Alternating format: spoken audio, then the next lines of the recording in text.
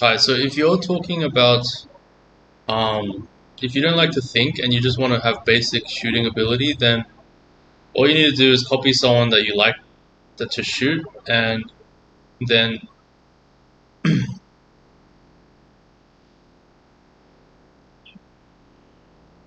okay, hi. So I want to teach you how to shoot in a rather advanced and conceptual way. And if you're not into thinking, you might actually just want to just copy someone who you think is good at shooting until you get control of the ball, and then do it. Put it about 1,000 hours worth of work in it. So it's not necessarily a hard skill, and you'll achieve a pretty good. You'll be able to shoot confidently as a role player on a winning team, hitting open shots, and yeah, so it's not like languages, which is like a 2,000 hour skill, or maybe maths 10,000 hour skill. You'll be fine, I guess. But for people who want the advanced conceptual version of shooting, if you're a thinking player, and obviously you can't just be in the gym all day. You have to work on your mind too. So here it is. Um, so when it comes to shooting, so there's the ball is half the diameter of the ring. Okay. So you got to understand something about errors. Okay, so the ball could either go too long, too short, to the left, or to the right. Okay, and it can still go in even if it's not precisely in the middle because the ball is only half the size of the ring. Okay, so what contributes to the long short part of the shooting and what contributes to the left right part of the shooting? If you can understand that, that'll give you a framework to really guide the time you put into shooting. And shooting is definitely something you can just get good at by putting a lot of time in, but having the concepts will reduce the amount of time required and give you a higher, better result in the end. Okay, so the left, so people teach a lot about shooting form, okay, shooting technique, and you've seen probably tutorials on how to shoot, where to put your feet, and all this stuff. Okay, so that all contributes to the left-right centering of your shot. Okay, so actually most of that has nothing to do with the long short aspect of your shot. And the long short aspect of your shot really comes from a feel, so a touch, that you gain from repetition. So when you have that long short um, down really centered, the ball could really go in even if your left right is quite off. So that's why someone like me, without very good technique, or a lot of people that their shot doesn't look very good, can make it in a lot of the time. Okay, because they got the long short feel very good, and then the left right. I mean, even if you don't have great technique, it won't be off by too much. Okay. So this really explains how the philosophy has changed with respect to shooting, right? So because when you at the start of people used to say you put your so when you're shooting free throws you should square up your left and right foot when you're shooting. Okay, and why would you do that? Well, fundamentally because it's a left right centering technique, you have a symmetry between your left foot and your right foot. So so then, and then that's why you shoot with one hand as well, right? The one hand push comes from the center of the ball, and so there's not no any. So you don't want any left right imbalance. Okay, but then obviously people's left foot and their right foot aren't equally strong, right? So most people actually their left foot is very strong. They're jumping off their left foot all the time, and their right foot's a little bit weaker. You're not completely balanced. So then you might lean towards a more like I guess Kevin Durant kind of has this like 45-degree angle of his feet as he's shooting free throws. But the point is, if you understand why you're doing these things, then you could easily adapt with the techniques as opposed to just being confused when a new technique comes out that basically contradicts the old technique. Okay, so having a hand, just one hand's a shot. So instead of having two hands, two hands has the same left-right symmetry, but again, your right hand's much stronger than your left hand. So then when you push the ball, it's not going to go on the center line. Okay, and and so um, that's for the left-right centering, and and you'll notice it yourself when you're doing. Shooting. Okay, so there's lots of basic things I could teach you. Like people when they start shooting, the guide hand actually blocks the ball a lot of the time, so they're not gonna get the right force. But these can be all other videos if you're really interested in hearing what I'm gonna say. But I just want to keep it general for now. Okay, and then then you're gonna put the hours in to get the long short feel. Okay, so with respect to putting hours in and trying to get really good at shooting in a long term perspective, you need some metrics to actually measure your progress. Okay, so maybe at the end of the day, you play in a competition that keeps stats. You'll get to see what your shooting percentage is and stuff like that. Okay, but you gotta be aware like that's taking into account all the shots you take. So not all of those shots are gonna be the ones that you think about. Because like sometimes you shoot a random half court shot at the end of the game. You have to shoot a really contested shot at the end of the shot clock and all this kind of stuff. So I think sometimes it's just best to just have like, you know, just shooting open shots in practice. That's a good stat. It might not simulate the game perfectly, but you can add factors to simulate the game. Okay, that's not difficult. What is difficult, or what's not being done at least, is just shooting a large volume of shots in a controlled environment and keeping track of your progress. Okay, so you've seen videos of Steph Curry making like 300 threes in a row. Um, so you can kind of see like um, the different levels of achievement here. But if you were to just make 80%, so like practice threes is not the same as game threes. So like if you're making like for example, I can make close to half my game threes in local comp. Okay, but in practice I could probably make closer to 70-80% of threes. And that's how after warm up. It might take a while to get warm. But so there are benchmarks you should be going for, and then like for example, it could be a little bit different from the corners it is from the top, and it could be very different off a dribble than from a catch. Okay, so some of these factors you need to take into account, but overall you really just want to count your makes and misses, right? At the start, and once you get more detailed, you can add a few more other conditions in.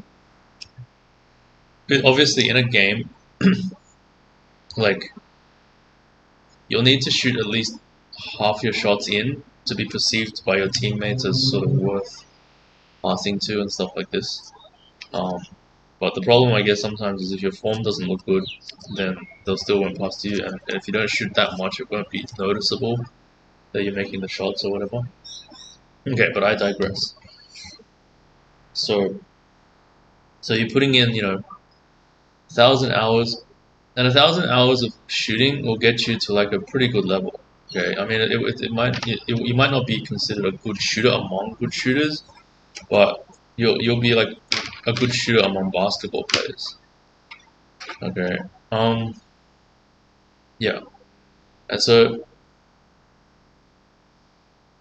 and I really suggest, I mean, I think 3 pointers are probably worth investing in a bit more. So and free throws, probably the most important shots in the game if you really want to be basketball specific. And I think the reason is because, well, no matter how dominant you are, you could always be fouled, so you'll end up shooting free throws. And the 3 point shot's worth more than a 2 point shot, so it's actually more beneficial to get good at 3 point shots. And also, it's actually easier to make a 3 point shot all the time in a game than a 2 point shot because the 2 point shot, like all the defenders are already there, right? So you have much less of a window. And if you're not that tall to begin with, you're gonna have a lot harder time shooting with a tall defender, and they're going to be closer to you already. Okay, the 3 point shot is much more valuable, and maybe one day you have even a further line for like a 4 point or a 5 point shot. Okay, so yeah, so now that you know sort of the rough framework, um, you wanna put the hours in, and you wanna vary it up. You don't wanna just do the same thing all the time. You wanna keep it interesting. And it took me too long to get to this, but I really want to emphasize the balance when it comes to shooting. Okay, why is balance important? So balance. So this is like, I guess, is that the B in beef? It's the balance So what does balance mean? Okay, so balance basically means that your body is kind of ready to like gauge how you have to shoot the ball to get it in, and your body's actually ready for that gauge to be like that gauge to be a reality when you shoot it. So what am I talking about? So like if you think you have to shoot it like this to get it in,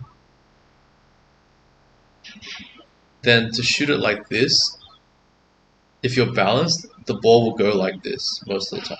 Okay, but if you're not balanced, then what you think you're shooting it is going to be way different than what you're actually shooting it.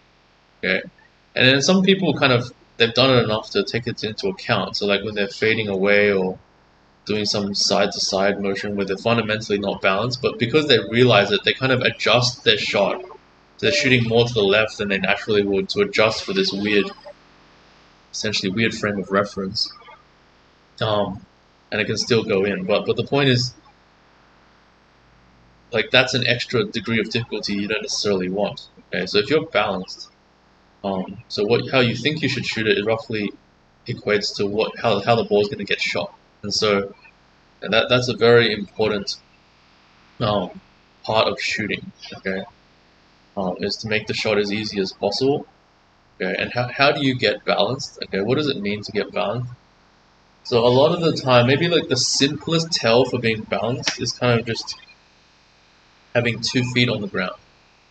Okay, so even when you're shooting like a 1-2, like left right step, you're not truly balanced until the second foot touches the ground. So your left foot when it plants, you're not really balanced until the right foot touches the ground. Okay, and that kind of it's kind of obvious in a sense, right? Because you're more balanced on 2 feet than you're off 1 foot.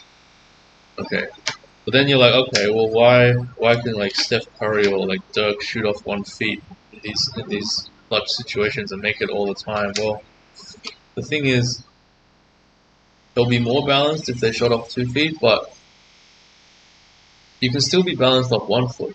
Okay, so this is where maybe a bit of strength and conditioning comes in. Okay, because like fundamentally what your right foot is doing is it's stabilizing you with extra muscles and an extra point of reference. But if your left leg is really strong to begin with, and your leg muscles naturally have these stabilizing features, then you could potentially stabilize on one leg and get the shot off. Okay, but thing to remember is you're not going to be stable the moment your left foot touches the ground. Okay, it's going to only stabilize after sort of the muscles engage. Whereas on the right foot, basically the right foot, as soon as it touches the ground, like there'll be enough strength to have balance. Okay, and this applies to layups as well. So that's why it's kind of like doing a layoff off 1 foot. No one really thinks about it because you're so close to the ring. Like even if you're not really that balanced, the ball will go in. But you might not realize that the ball is not necessarily going in the way you kind of anticipate it going in. And that's why a lot of people maybe miss layups. So the ball is kind of going in sort of slightly different way than you think, but it's so close to the ring it doesn't really matter. The error is going to still make it go in. And especially if it's hitting the backboard, probably hit the backboard with like a lot more force than you thought it would, but it's kind of absorbed by the backboard and it's still going to go in anyway. Okay, so yeah, so balance is getting a bit more specific, but I think it's and I guess balance. The good thing about needing balance for basketball is that if you're not a specialist basketball player, like balance is a pretty good general ability. Like it's based on your strength and your muscles engaging and activating. It's something that you'd want to work on even if you weren't a basketball specialist. And that's maybe one reason I'm kind of reluctant to teach people shooting in the first place, because I'm all about basketball for education. Okay, I mean, but like it's got to be high enough quality that people can still like be an NBA player and be a professional. But if you're not going to be a professional, some of these basketball specific skills, they're not going to help you that much. Like in terms of the skill, of course, it'll help you in terms of understanding what it takes to get good at a skill and the kind of commitment it takes to really master something. but um, it's not going to be as useful as sort of like getting balanced, controlling your body, and all these other things, which are more like general skills, but are really impactful in the early stages of basketball. Okay, but being able to shoot in basketball is something that will really separate you from other basketball players. Essentially, like if you want to become a professional basketball player, like like one thing you have to be good at is shooting. It doesn't matter who you are, you have to get good at shooting, especially in today's like NBA and stuff like that. Um, there's all these other things you need to do as well. But nothing will so dramatically increase your value than being able to shoot. Okay, and shooting is not fundamentally difficult. Okay, it's very much a learned thing, and it can be learned um, by basically anyone. I mean, I wouldn't say like like who would you say could just never shoot? Like I've never seen anyone who you could just discount from being a shooter. I think a lot of people when they if they put the work in, not only will they be good at shooting, they'll be like exceptional. Okay, and then I guess the problem then will be just come game time to make the right decisions. And sometimes when you're somewhat good at shooting, um, the right decision to make is is to not shoot, right? I mean, one thing I remembered watching the NBA, there was this one game where it was Duncan Robinson in a Miami Heat game, and I don't know, like if you might not know heard of Duncan Robinson, but like he's considered a great shooter in the NBA. Okay, and the crazy thing about that game was that as good of a shooter as he was, he only took 5 shots in that whole game, and they won the game. Okay, and so obviously, if it's a great shooter, the defense is going to be on him. He's not going to get many shots off. But the thing is, a lot of the time when the defense is on you, you can't get the shot off. A lot of bad players actually still try to make that shot and waste an opportunity.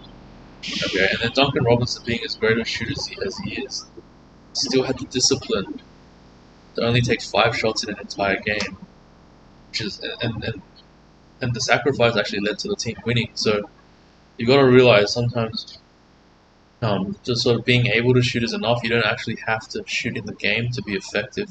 Just having that threat there and getting someone else open, um, stuff like this, can add dimensions to your game.